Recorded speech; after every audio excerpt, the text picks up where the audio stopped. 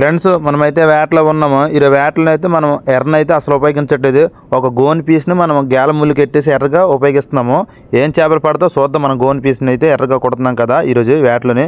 అది కూడా మనం నడక మీద వస్తున్నాము. నడక అయితే ఆపలేదు, సాపు దుప్పటి మీద నడక మీద వస్తున్నాం కదా. ఒకసారి చూడండి బోట్ ఎంత స్పీడ్గా వెళ్తుందో, తాడు కూడా చాలా స్పీడ్గా వెళ్తుంది కదా. ఏం చేపలు పడతో చూద్దాం. ఈ వీడియోలో అయితే చాలా ఇంట్రెస్ట్గా అయితే ఉంటుంది ఈ వీడియో. ఎందుకంటే చేపలు పడ్డవని అన్నారు గోన్ పీసులకు, అందుకే మనం పట్టుకొని వచ్చాం. ఎలాంటి చేపలు పడతో చూద్దాం. మరి మా వాడికైతే చేప పడ్డది కదా, చేపను అయితే ఏ విధంగా తీస్తున్నాడు ఒకసారి చూడండి.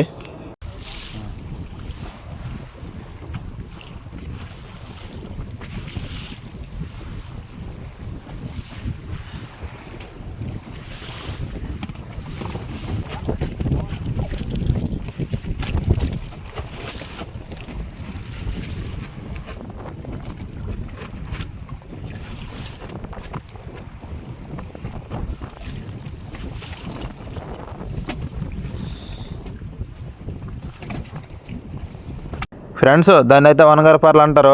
చూసారు కదా, మా మాయి అయితే తీసాడు. ఇంకా బ్యాక్ సైడ్ కూడా ఒక అతను తీస్తున్నాడు చూసావా.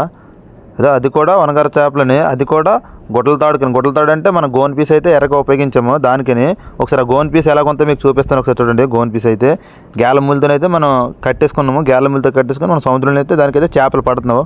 గోన్ పీస్ ఒకసారి చూడండి, వైట్ కలర్. అదేంచారు వేరే కలర్ అయితే కాదు, వైట్ కలర్కి అయితే వేగంగా పడుతుంది చేప అయితే. మన వీడియో నచ్చినట్టుకుంటే మన ఛానల్ లైక్ చేసి సబ్స్క్రైబ్.